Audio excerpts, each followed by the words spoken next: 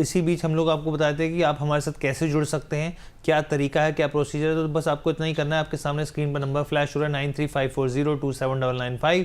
इस नंबर को आप नोट कर लीजिए, आप हमें इस पर सवाल भेजिए और हम लोग बस उसके आगे अगर सिप की टिप लिख देंगे तो और बेहतर रहेगा, क्योंकि तमाम तरह के सवाल आते हैं। उस पर आप अपना सवाल लिख के भेजिए, हम लोग अपने शो के दौरान आपके इस सवाल को ज़रूर इनकॉर्पोरेट करेंगे। और लाइव स्ट्रीमिंग का तो तरीका है ही, देखिए लाइव स्ट्रीमिंग के दौरान जो सवाल आ रहे हैं हम लोग वो भी ले रहे हैं। तो दोनों तरीके हैं, आप चाहे जो आपको सही लगे उसके ज़रिए आप हमारे साथ जुड़ सकते हैं।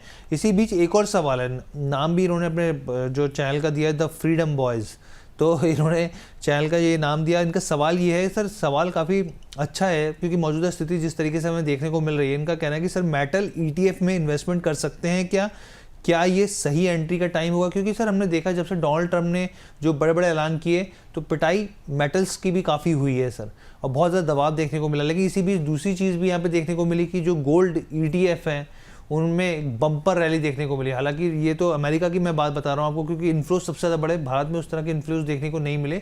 लेकिन फिर भी एक ETF जो है यहाँ पे एक अच्छा स्पॉट बना हुआ है यहाँ पे। तो आपके हिसाब से मेटल ETF में देखने की ज़रूरत है, ये टाइम है इन्वेस्टमेंट का, शुरुआत की जा सकती है?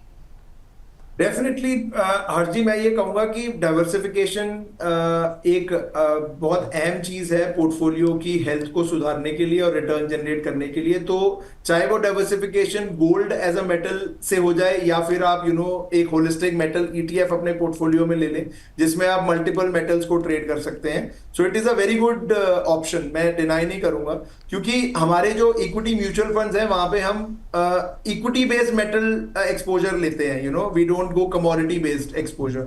सो उसके लिए मेटल ETF। लेकिन परसेंटेज एलोकेशन अगर की मैं बात करूं तो अराउंड 10 से 15% ओवरऑल कमोडिटी बेस्ड एक्सपोजर होना चाहिए, उससे ज्यादा नहीं होना चाहिए।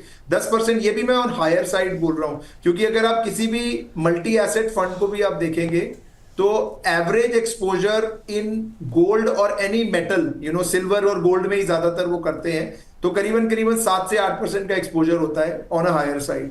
सो आप 10% अपने पोर्टफोलियो में ओवरऑल डाइवर्सिफिकेशन के लिए आप रख सकते हैं, उससे ज्यादा नहीं। और सर इनका बेसिकली सवाल भी एक चीज़ और, मैं इसमें बस बच्चों की पढ़ाई के लिए ये जानना चाहते हैं कि कौन सा ETF फंड सही रहेगा, कुछ सजेस्ट कर सकते हैं आप, कुछ नाम कौन से ETF फंड सही रह सकते हैं? हर जी, मैं ये कहूंगा कि अगर आप गोल बेस्ड अप्रोच लेना चाह रहे हैं तो इसको आप एक पोर्टफोलियो के लेवल पे देखें। ETF एलोकेशन में मैं आपको सेक्टोरल बेस्ड एलोकेशन नहीं दे पाऊंगा, लेकिन मैं ये कहूंगा कि आप एक डाइवर्सिफाइड पोर्टफोलियो क्रिएट करिए रादर देन ETFs।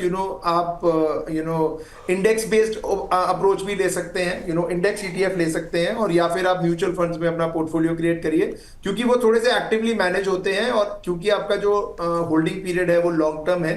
तो अगर जितना भी आप अल्फा जनरेट करेंगे बाय एक्टिव पोर्टफोलियो मैनेजमेंट, उतना आपके लिए बेहतर रहेगा। सो ETF को छोड़ के आप म्यूचुअल फंड में अगर आप आएंगे और वो भी एक्टिव म्यूचुअल फंड में, that will be better option.